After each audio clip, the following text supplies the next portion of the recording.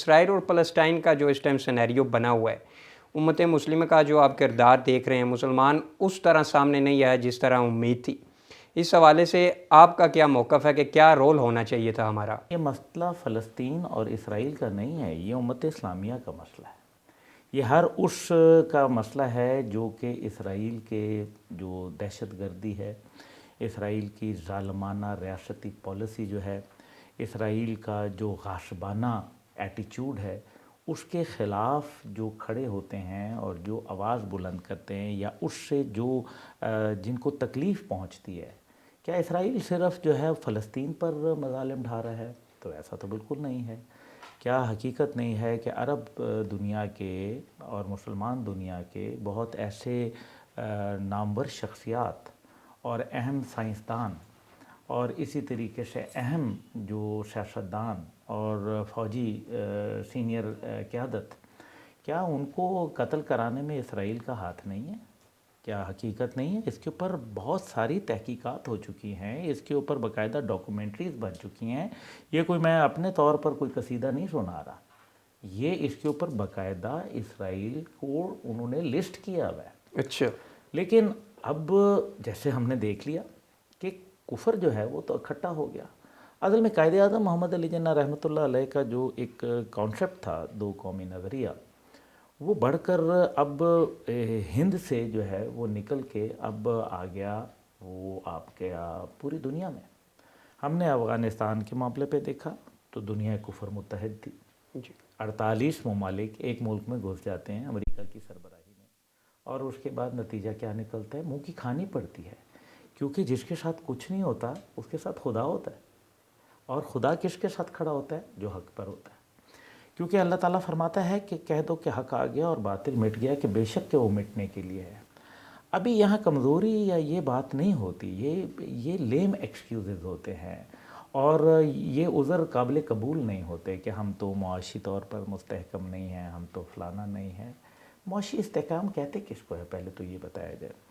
کیا پاکستان ایک viable state تھی؟ تو بالکل بھی نہیں تھی. کہا گیا تھا کہ 3 مہینے میں معافی مانگ کے پاکستان واپس ضم ہو جائے گا. تو پھر پاکستان نے تو جو ہے وہ جنگ بھی لڑی کشمیر کے اوپر. آتے ہی ابھی پیدا ہوا نہیں تھا تو یہ آج 27 اکتوبر ہے. جی. آج کا دن ہے جب بھارت کی ناپاک فوجیں جو ہیں کشمیر کے اندر آئیں.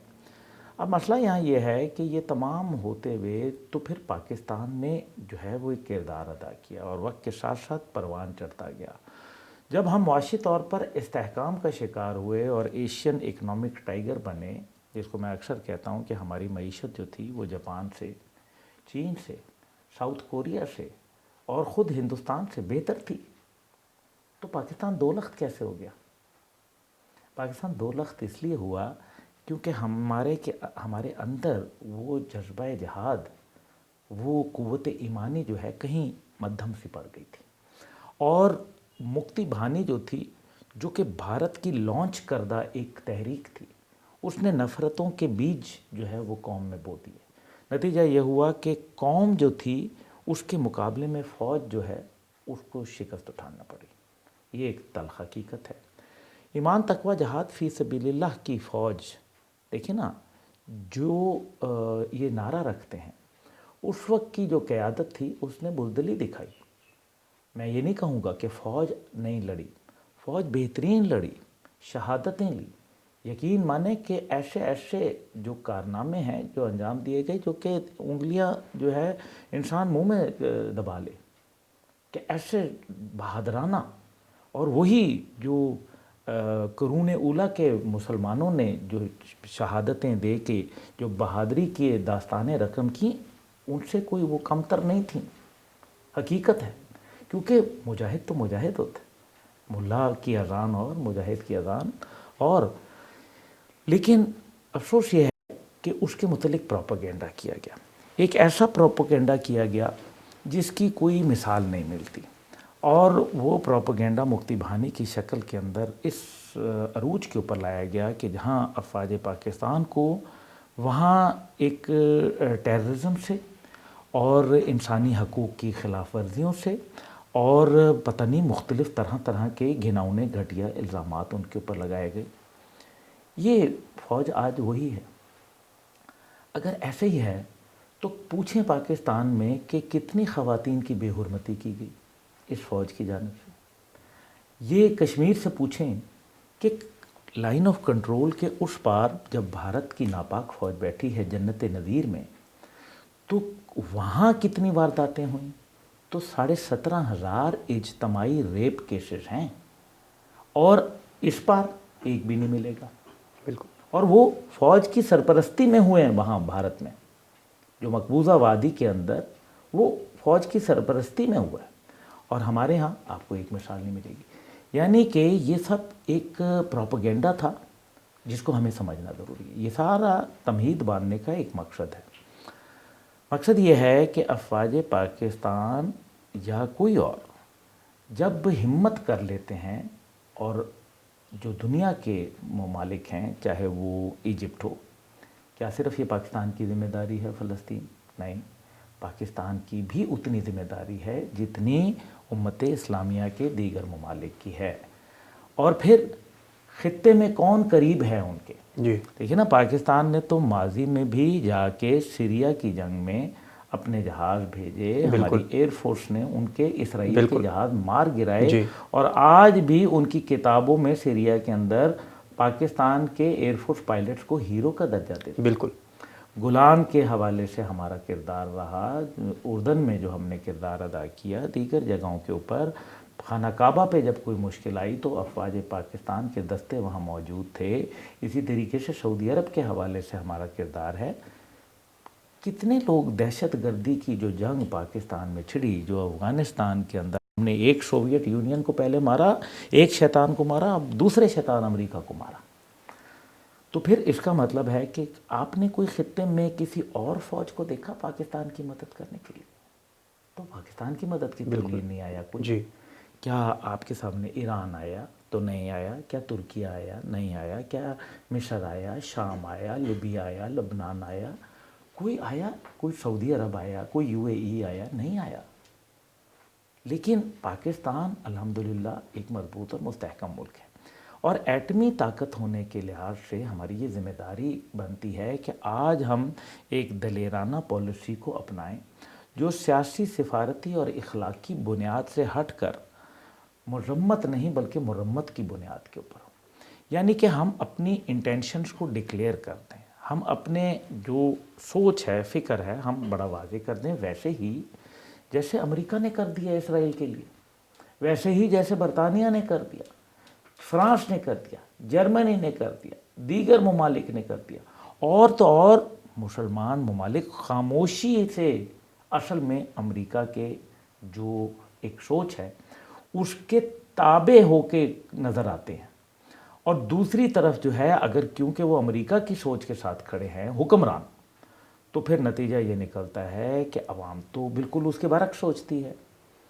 تو یہ ایک ایسا کانفلکٹ ہے جس کو ویسے ہی ڈیل کیا جا رہا ہے. جب 5 اگست 2019 کو ہم نے ایک انتہائی معذرت خواہ، ایک بزدلانہ پالیسی اپنائی جس کے نتیجے کے اندر کشمیر کو انہوں نے جو ہے ہم سے علیحدہ کر لیا جی. اور وہاں بھارت کا جھنڈا لہرا دیا. اب قرآن کہتا ہے کہ حق آ گیا اور باطل مٹ گیا، کہ وہ مٹنے کے لیے. تو اس سارے مارکے کے اندر حق اور باطل کون ہے یہ سوچنا بڑا ضروری ہے.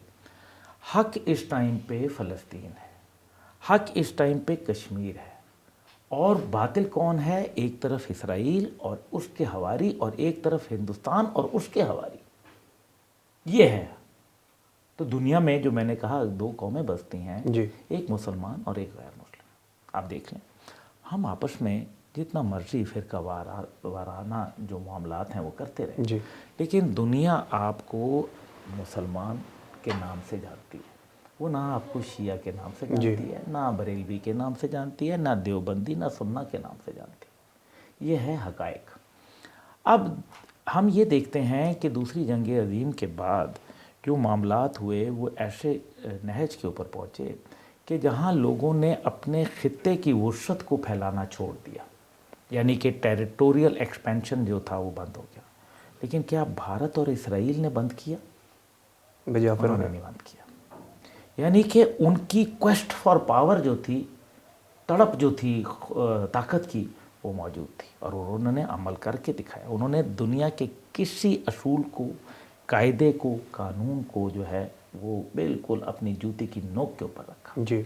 جن کے پاس معاشی استحکام موجود ہے عالم اسلام کے پاس، تیل اور گیس کے ذخائر موجود ہیں، معدنیات موجود ہیں. اسی طریقے سے آپ کے پاس جو ہے وہ 58 لاکھ کی اجتماعی فوج ہے اسلامی ممالک کے پاس، جس میں نیوکلیئر بم بھی ہے، جس میں میسائل ٹیکنالوجی والے لوگ بھی ہیں، بہترین ایئر فورس اور بہترین نیوی کے لوگ موجود ہیں. تو پھر یہ تمام، اور 1.25 ارب کی آبادی ہو، اور پھر مظلوم جو ہے وہ کشمیری اور فلسطینی ہوں. مظلوم تو وہ ہیں جن کے پاس یہ سب کچھ ہے اور وہ خاموش ہیں. واقعی وہ بہت مظلوم ہیں. تو یہ فیصلہ ہم نے کرنا ہے کہ مظلوم کون ہے. جو اپنے راستے میں اللہ کی خاطر جہاد لڑ رہے ہیں، قبلہ اول ایک مشترکہ مقصد ہے. مسجد اقصی ہمارا فخر اور ہمارا عشق ہے. ہمارے مذہبی جو روایات ہیں ان کا وہ محور و مرکز ہے. آج قبلہ اول کو آپ جو ہے وہ نہ بچا پائے تو قبلہ دوم جو ہے اس کو بمباری سے کوئی نہیں بچا سکے گا.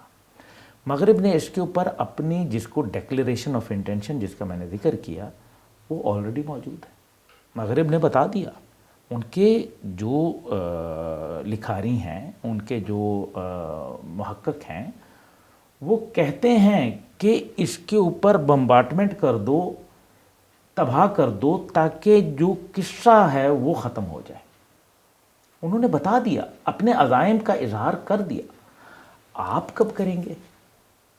اگر آپ نہیں کریں گے، یہ جنگ فلسطین میں جو فارمولہ اپنایا گیا ہے، یہی فارمولہ کشمیر میں آ جائے گا. یہ دور کی بات نہیں ہے. اس لیے ہمیں یہ جو آگ جو ہمارے گھروں تک پہنچے، اس سے بہتر ہے کہ ہم اس کو پہلے ہی اپنے گھروں سے باہر لڑیں، جس کو کہتے ہیں کہ مدافعاتی دفاع. جی. یعنی کہ افینسو ڈیفینس. اگر ہم قلعہ بند ہو کے لڑے، مارے جائیں گے. آپ دیکھ لیں 5 اگست 2019 کے بعد کیا ہماری خاموشی سے، کیا ہماری سیاسی سفارتی اخلاقی سے کوئی کشمیر کے اوپر فرق پڑا مودی کو؟ نہیں. کیا آج امت اسلامیہ کی تقریریں کرنے سے یا تحریریں کرنے سے یا یہ یوٹیوب پروگرام کرنے سے کیا آپ کا کیا خیال ہے؟ میرا انٹرویو سننے کے بعد بنجمن نتن یاہو جو ہے، جو کہ دہشت گرد اعظم ہے، وہ سنبھل جائے گا؟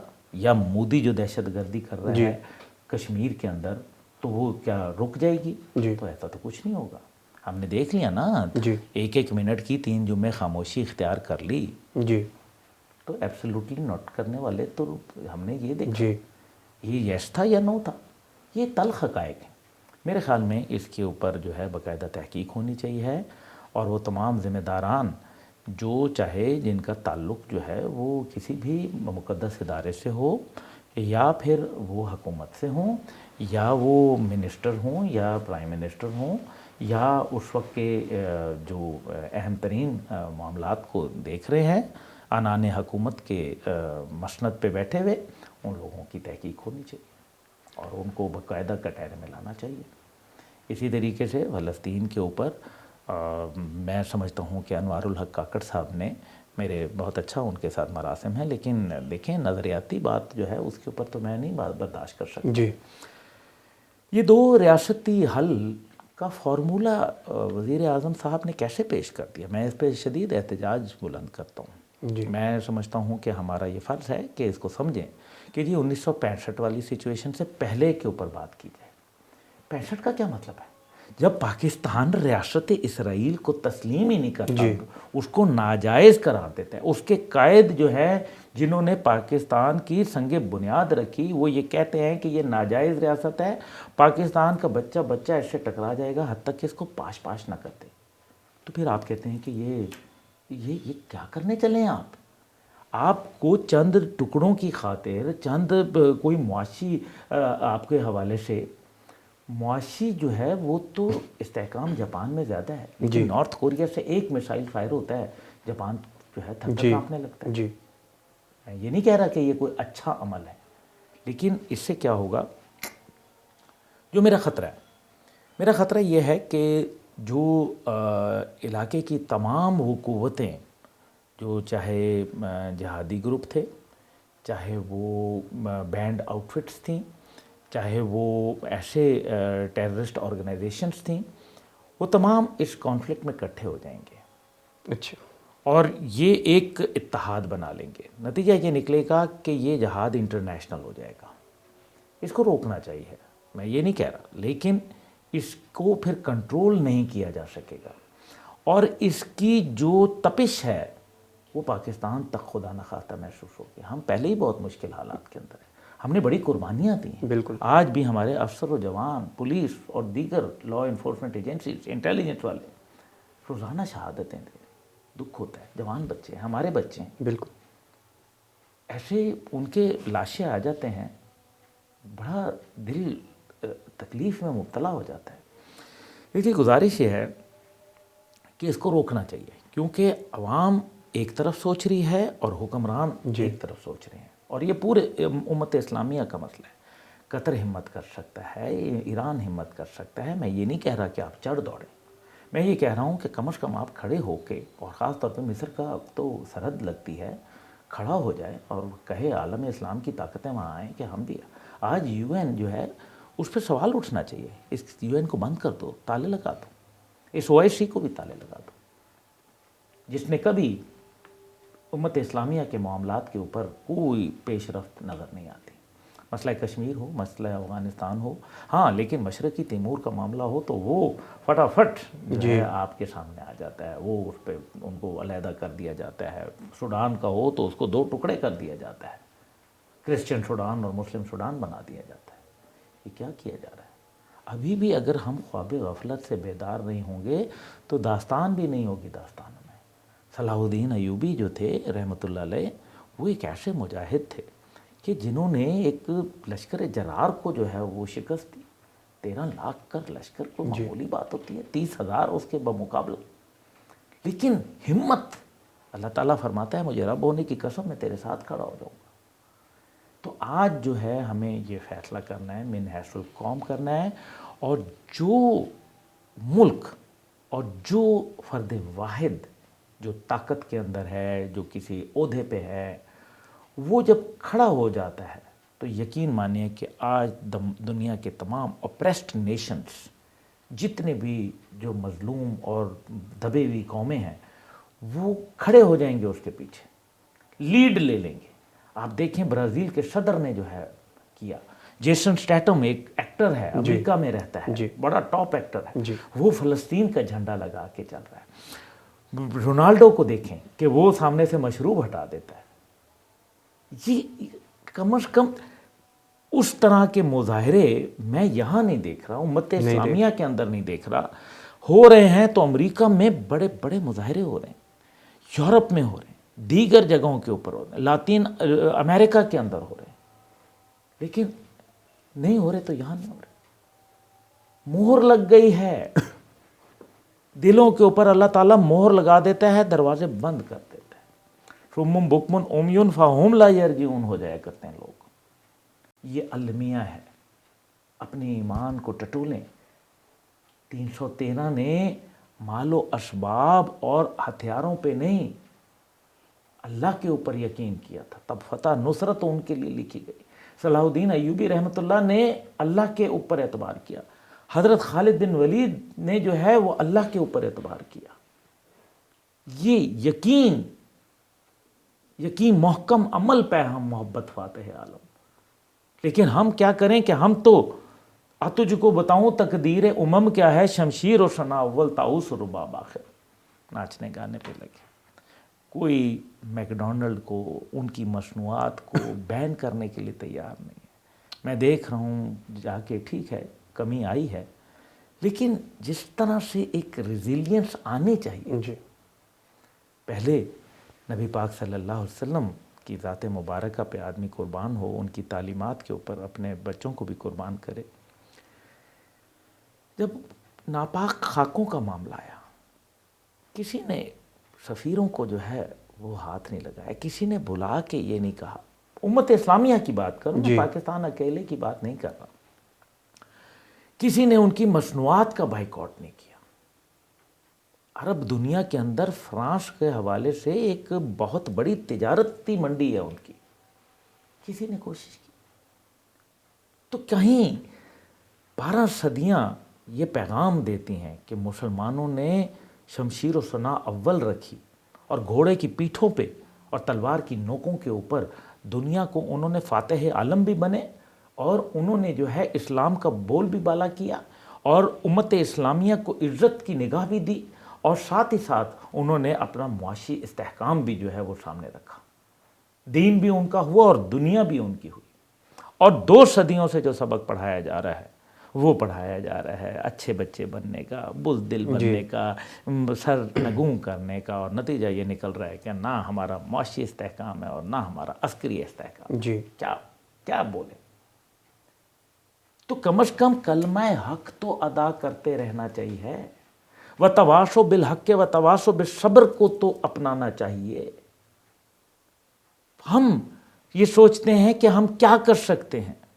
فرد واحد، آپ نے شروع میں کہا کہ مجاہد اسلام جنرل حمید گل رحمۃ اللہ علیہ، مجاہد اسلام کا اتنا بڑا یہ لقب یہ صلاح الدین ایوبی کو ملا اور پھر میرے والد کو ملا، عرب دنیا نے دیا.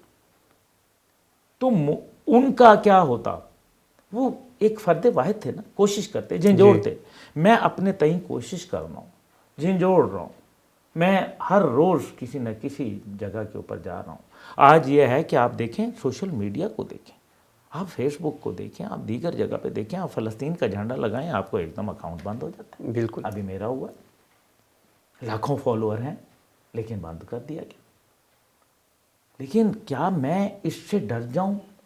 ہمیں اس کے لیے متبادل چیزوں کو، میں جو ہمارے سوشل میڈیا ایکٹیوسٹ ہیں، ہمارے ہاں بڑا بڑا ٹیلنٹ موجود ہے، بہت بہت ہونہار بچے اور بچیاں موجود ہیں.